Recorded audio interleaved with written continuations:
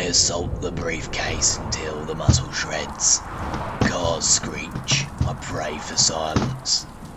The highway overhead drowning my thoughts, I boot the case. My feet are quickly going numb. My anger rises. The frustration lumps in my throat and chokes me. Fear revels back and forth in my mind. My anger stops. The germs of my creation is ultimately going to be my own undoing. The tips of my fingers going in unsightly black. They begin to slowly crumble from the heat in the same way that coal combusts. My feelings submerged, a warm chill. All noise has left the world, except for right here, except for this spot, right here. A rumbled screech blinds my ears and drowns my vision. I'm too late. I won't be able to open the case now. I'm going to die. My fear shrouds me, as hope is snuffed out and deprived of air. With no control of even my body, instinct overcomes me while turning, and my eyes are pried open by an uncanny understanding. The source of all evil is finally in view, a casualty of war. It bears a misshapen skull, stretched skin, and teeth far too large for its unhinged jaw. The two legs at the bottom of the steel cylinder struggle beneath its own weight. Yet there it is, gaining speed as it approaches me, unveiled beneath moonlight. The glow of dim light emphasizes the many scars, incisions, and burns. One scar in particular has the shape of a perfect ring along its slender limb, the arm stretching and compressing with each of its breaths, a barely visible number inside the circle brand.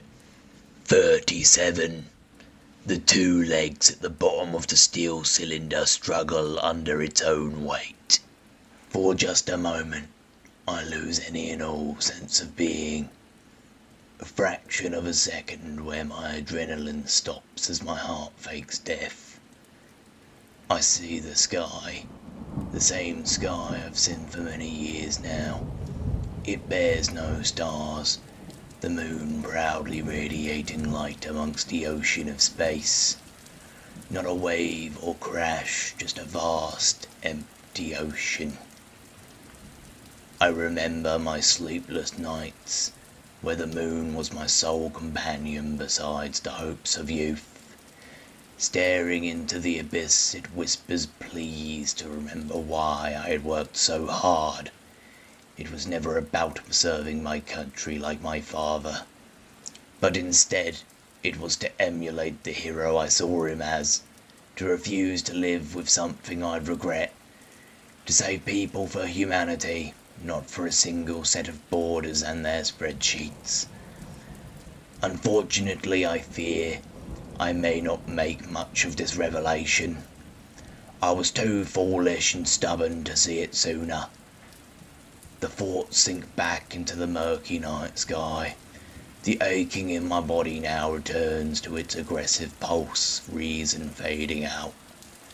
The brewing instinct and desire echoes violently throughout my bloodstream as I begin to move with audible clicks and pops of my decaying joints.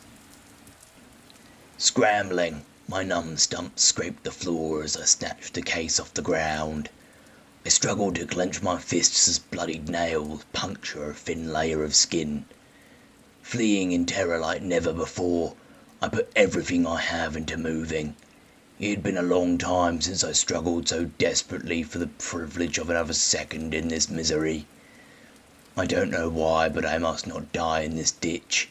To keep running even if the creature only remains out of arm's reach. The taste of this foul city air sticks to my throat, driving me. My life is waning.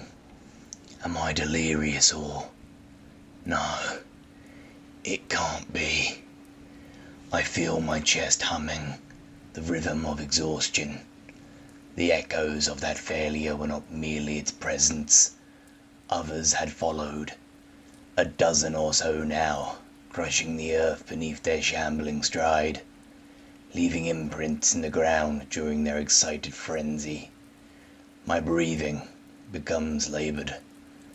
I'm starting to regain the feeling in my legs again. I can see the warehouse not too far ahead. Perhaps I could make it. I struggle forwards, the snapping of jaws and the popping of joints, droning, stalking every step. I can see the entrance to the warehouse now. Brushing against death, I drop into the void. The gnashing of teeth is unbearably real. A foul saliva coats my jacket and builds as the chase persists. The door is close. I throw myself forwards with all my might, and the door swings open with a huge slam against the wall. The shock slams back as shiver assaults me up and down. I'm left reeling on the floor as I struggle to pull myself up, with a pair of black lumps on the ends of my arms that I barely recognize. Only a couple of fingers still move, the others clinging to them, desperate for warmth beneath their dark coat of putrefied skin. The trailing mass finds itself stuck against a doorframe, but I don't imagine that it will be too long before they're through. Before moving on, I wanted to tie up a final loose end. I approached the company phone by the desk at the very back and began dialing a number. 53224. A pain shoots through my right hand. A pit opens up in my stomach. 38449. Ring, ring. It echoes out across the room. Ring, ring. The moonlight accentuates the blood trailing down my arm. Hello? Hello? A mousy voice barely makes itself heard from beneath the ambience. Hey, I'm sorry for being so distant, Delilah. But could you look outside one last time for me? A deep sigh echoes along the line. I can't tell if the phone's trembling or I am. Sure. Footsteps trek across oak planks, a clear-cut sound in my ears. It's not looking good.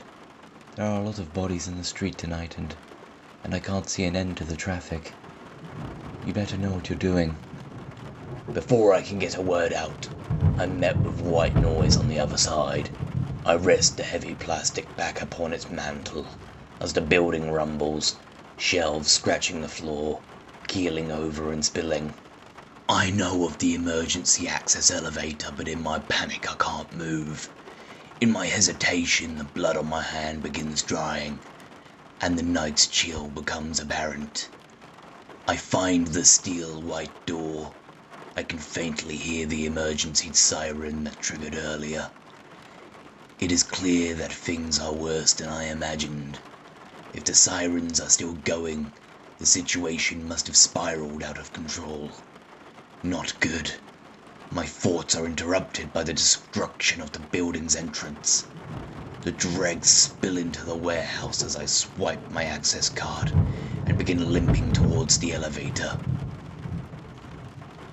Before me is a dark box. A faint crimson curtain of light wraps the inside. A gentle pitter-patter of red begins carpeting the floor from a cracked light fixture. Approaching with a weak gait, I see the body of a male researcher resting in the corner. His heart was exposed beneath the debris of broken bone. Pain overcomes the numb as grief reminds me, I did this. The carpet wraps around each muddied boot I drag into the box. A warm welcome as it soaks into the broken leather, stinging my sores. I must remain composed. These things, these monsters, these people have taken so much. I refuse to let this mockery of ethics continue.